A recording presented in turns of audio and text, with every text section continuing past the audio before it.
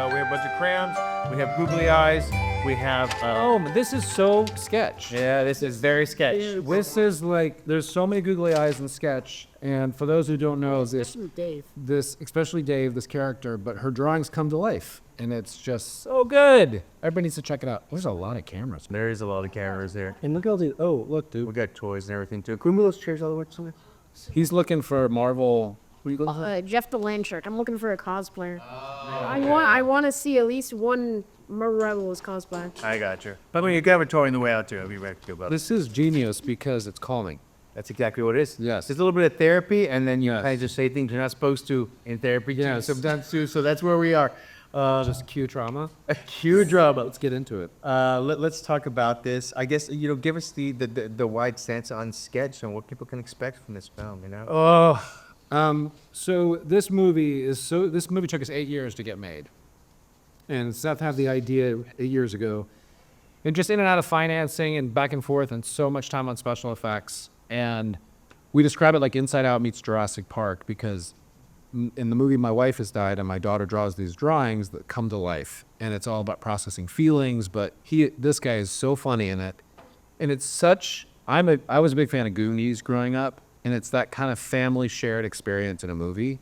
And it's great. I can't wait for people to see it. Magnifique. Magnifique. Well, that's the funny part too, because I remember seeing some of those drawings throughout the film too, where I'm like, oh, there's a lot of feelings in that one for sure. Yes, yes. And just so Bloody here.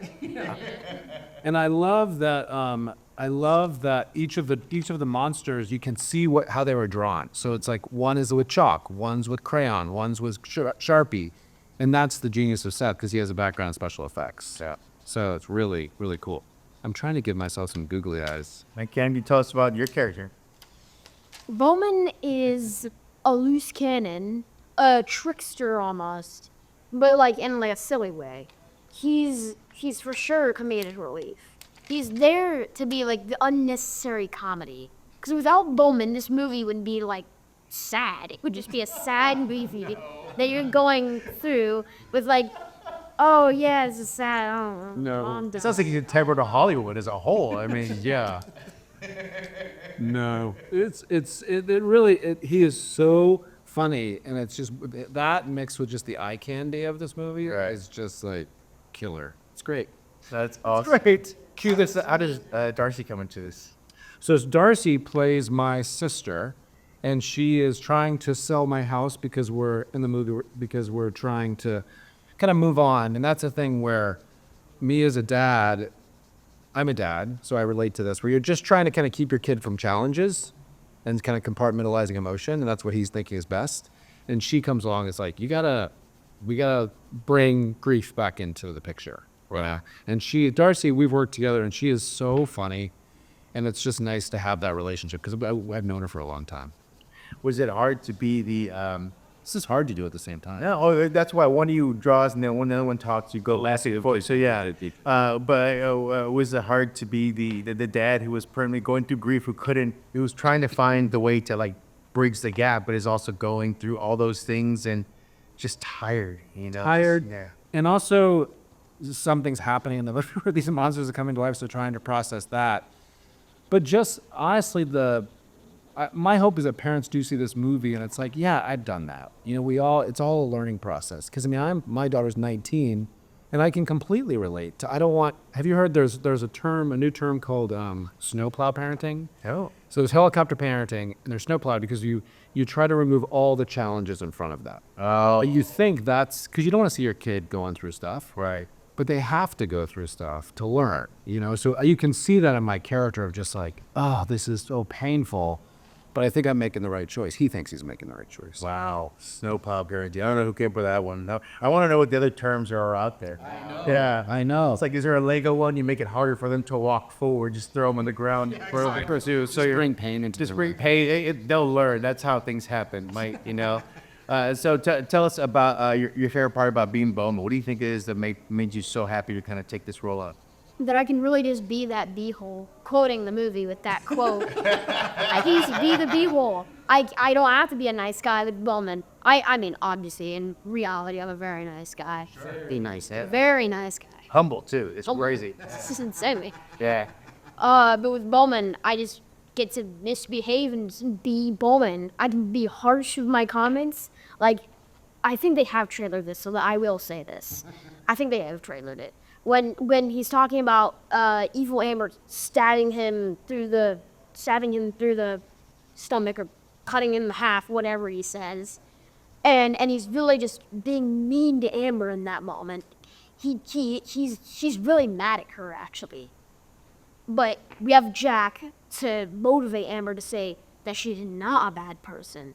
But Bowman's there for the comedy and to be the little bully. And I think he also has a lot of heart. I think Bowman Does have a kind of waits out to his own stuff, like we all do. Yeah. no, Like we all do. Well, and, realization as a kid is hard because you don't have the same filter as adults do. Like, you don't realize I shouldn't do that, which is always kind of an interesting part, especially for parents who realize kids can be the most evilest thing in the world because they have nothing to base things on. Yes. That's why I always I was worried about Gage or something like an evil child, because who's going to believe that child was evil enough for something bad to happen? You're like, oh my gosh, yeah. And nowadays you're just like, well, that kid went through a lot. Like something's behind it. Wait, how old are you? Do you have kids? I do not. No. Oh, I do say you did. Yeah, but no, I very much understand it though too. So, so tell me about his friend group. Is Bowman more of a loner? Do you think he kind of has? Bowman's definitely a loner. He's kind of like the attention-seeking kid. Yeah.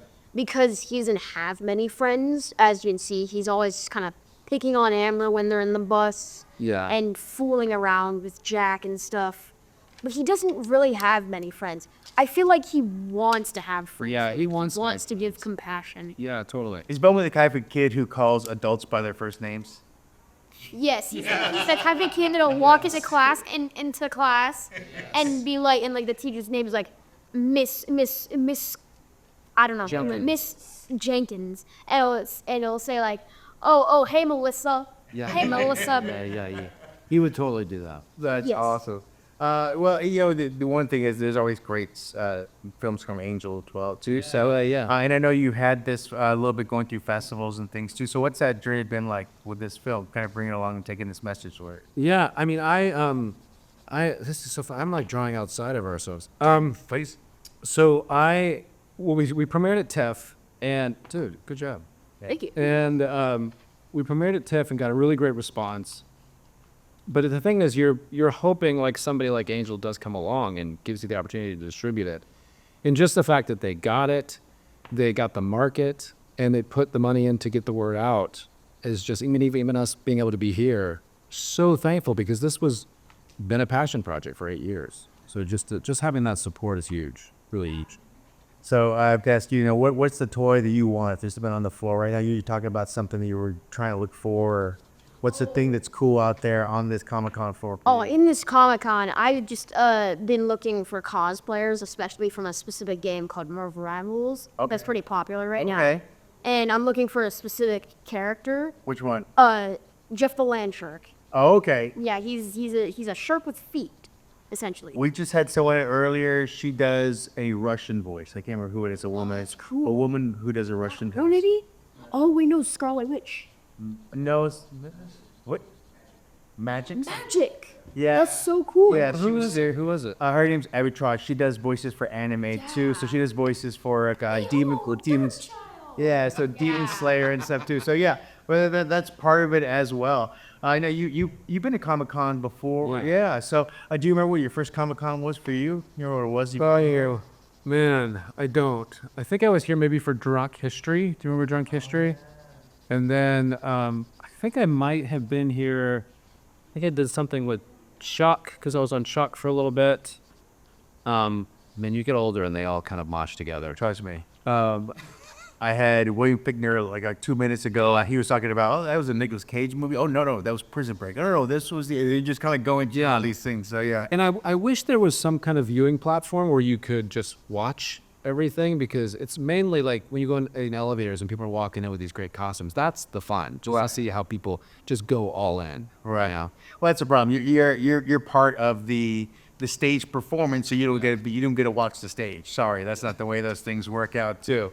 It's so fun. I love all the booths and just people's creativity, just being able to. I guess they sign up for those booths way ahead. Is that Oh yeah, no, it's a thing they have to do. They have to work towards it.